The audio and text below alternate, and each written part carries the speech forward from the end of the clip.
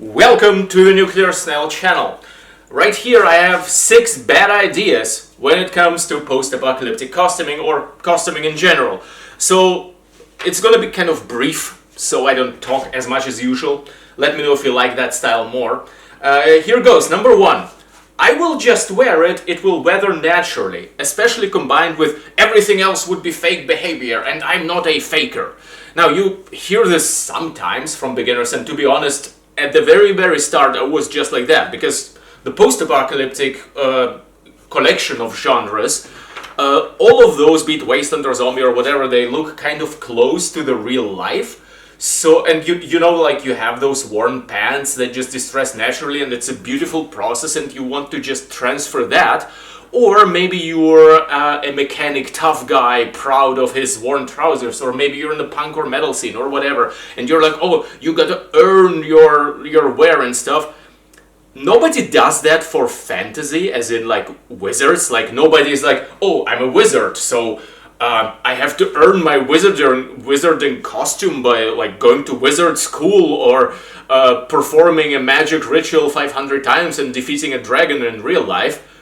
But you just gotta realize that whether it's wasteland or whether it's like dragons and knights and wizards, both of those things are fantasy and you're just making a costume. So there is no such thing as like not having earned it. You have the right to make a costume. You're going to a LARP or a festival or whatever, you're just dressing up, that's it. I've seen this recently on someone's Instagram, where they did kind of a weathered clothing thing, and some usually those are people with no idea about like costuming or LARP or any of that, or even cosplay, and they're like, oh, this is fake, you're a faker. Like, no, that person is a styler. They're just doing fashion. Like, that's another thing.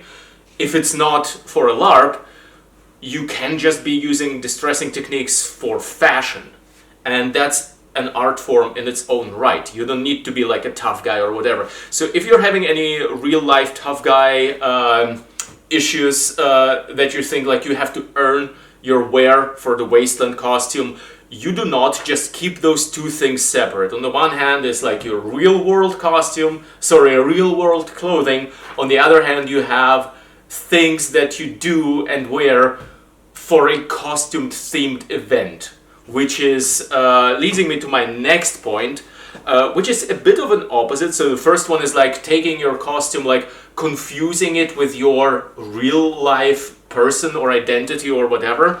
The second one is actually not taking your costume seriously enough, as in seeking non-permanent solutions or just making like Halloween costumes.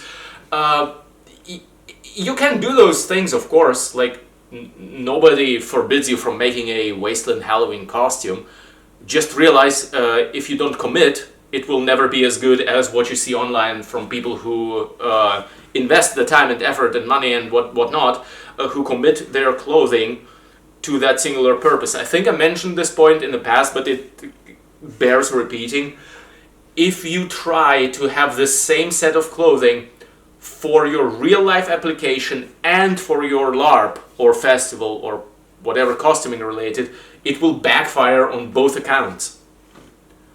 In real life, people will think you're homeless, which is usually a bad thing unless you want them to think that for some reason. And on the LARP, you will not have such a well-distressed, committed costume. It is like, look at this shirt. Do you think I would run around in real life like this? Not on purpose, anyway. If you do not commit your clothing pieces to the costume, and only to the costume, you will not apply a lot of ripping and shredding, you will not apply a lot of paint. It will be just like, do non-permanent solutions exist? Yes. Have I ever used them in my life? No. They do use them in movies sometimes, but it's still like more difficult, especially for beginners. Not only are you encountering this new and unique set of skills that you have to learn, and this whole idea of costuming as an art to begin with for a lot of people, but at the same time you're adding the gargantuan task of at the same time keeping your costume not permanently distressed. Like, I just know. It's kind of like if you're just beginning to cook and you're like, how can I make this tomato into a salad, but at the same time, like, later I need the tomato whole again. No, just don't. Commit. And I understand, especially if you're low budget, if you're just starting out, if you're young, whatever, it seems appealing to have that pair of worn jeans with earned wear, and at the same time, you don't have to buy anything new. You can use that pair of jeans for your costume at the same time, and then you just scrub the non-permanent dirt or whatever the hell it is you might use for that off, and you're good to go with those same pair of jeans in real life. But really, the amount of exponentially increased headache you're getting but by not having separate sets of clothing for those two things, it's enormous, both for the point number one and for point number two. At this point in the video, I'm noticing my promise of not rambling too much is not working out. Deal with it. I'm not cutting this one, so we're just moving on to number three, over-focus on detail. Not just for costuming beginners, but for all art beginners ever. Like for people who learn to draw, they will draw a horribly proportioned human being, but then they will focus in on the veins on the wrist and stuff, and those will look good sometimes, sometimes not, but it's still on an overall terrible looking drawing. So same thing happens with costumes.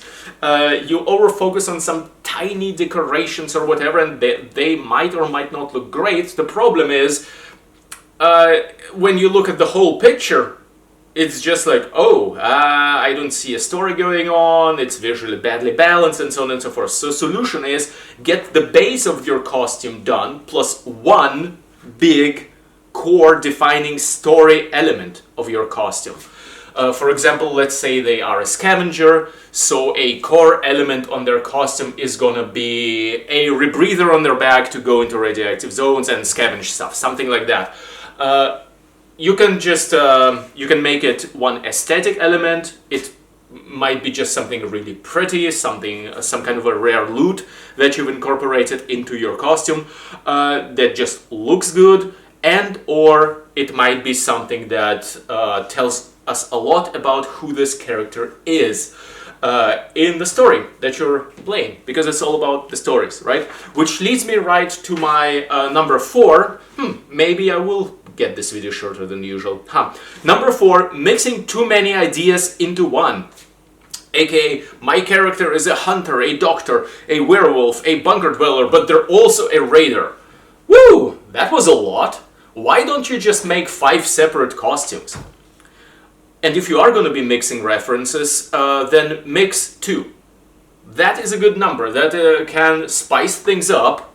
So maybe it's a hunter, but they are also a doctor, so it kind of creates an interesting dynamic, and you can emphasize the one and kind of add inspirations from the other visually. Like whatever your character actually is capable of on the LARP or in your story, that's a different question. But what you incorporate into your costume visually, like a hunter and a doctor, let's say bandolier with ammo, or maybe like animal pelts or whatever, worn on the costume, hunter primary, doctor secondary, some sort of a medical kit, worn openly so people can actually see that. It's in my backpack, doesn't tell a good story, wearing it open does. So if you're like top 5% of costume making people in the world, I'll give you a pass. You may incorporate 3 different inspirations into your costume. The thing is, if you ask most people who are really top of their game, they rarely do that. They are capable of pulling it off without the costume going creatively in 5 different directions and being kind of a meh in every aspect. They can pull it off, but they rarely will. Usually it's one main thing, and sometimes there is the spice of a second thing mixed in. So especially if you're a beginner, I recommend picking one primary thing your character is and just doing other costumes for the other ideas that are in your head. You do have the time. Unless you're like terminally ill and know you're dying in 3 months, That was grim. But unless that is the case, you do have the time to develop your skill and do other costumes. You're just starting out, so why, don't lump everything into one just because you have different cool ideas. I know how hard it is. I am guilty of that myself in other creative areas, but separating things and giving them a clear edge, a clear defining direction is key. Number 5, all style, no function, or all function, no style. And the solution to that is, it's going to really depend on the setting. Some settings, some LARPs, some festivals want the one or the other, or you yourself might prefer the one or the other, and as long as it fits to the style guidelines of the event you're going to, it's fine. But the rule of thumb solution, aim for 50-50 style and function. So what do I mean by style or function? Like sometimes you will see costumes where it's like, it just looks like a wasteland-ish costume, but there is no, like, you can't tell what the character does. Are they a mercenary? Are they a doctor? Are they a bartender? You just can't tell. It looks super cool, and it's a legitimate approach. Sure, again, if you're going like to some festival where you can just wear cool costumes, sure. If you're going to a LARP that's gonna be not that great, so in most cases aiming like for 50-50 will kind of give you both, and this is super combinable. Like what would all function look like? Well, here is my completely realistic survivor prepper-ish looking gear, and it looks realistic, but stylistically it looks like it takes me nowhere in terms of fantasy. If we're talking like 28 Days Later or The Walking Dead or something like that, sure, those are rather realistic. But if you're going to an event that is supposed to look like Mad Max and your gear looks like you just crawled out of a realistic bunker, like camos and like prepper accurate gear or whatever, it's just, there is no style in that. At least not the kind of style that you would expect from a fantasy setting. And again, most of these are fantasy settings, even if they are realistic. And even your very realistic prepper gear might look worse or better depending on whether or not you put in like the extra 10% effort. So do that. And finally, number 6, perfectionism paralysis, especially in newbies. You are not making your costume as good as it should be. It's your first one, you want it to be good. Here's the thing, it's supposed to suck if it's one of your first ones, and even if not, it will never be good enough if you're the kind of person who chases perfection, such as me. I just got used to the idea that it is never perfect. It can just be good for your current experience level. That's what you're aiming for. That's what you should be aiming for. If you aim for perfect, you're just never done. Just solve things well enough. Try to up yourself compared to your previous costume just a bit compared to the last time. And that's progress enough. Don't be a perfectionist. It will suck the joy out of it. It will make the overall result, which is you as a person with skills to make costumes, develop much slower. Make things, analyze things, celebrate success, move on. Don't be a perfectionist. So these are my 6 bad ideas. I'm done with this. Thanks for watching. I will see you in the next episode. If you like what I'm doing, support me on Patreon or don't. Link is in the video description. My Nuclear Snail community group on Facebook is in the video description. I will see you next time. Bye!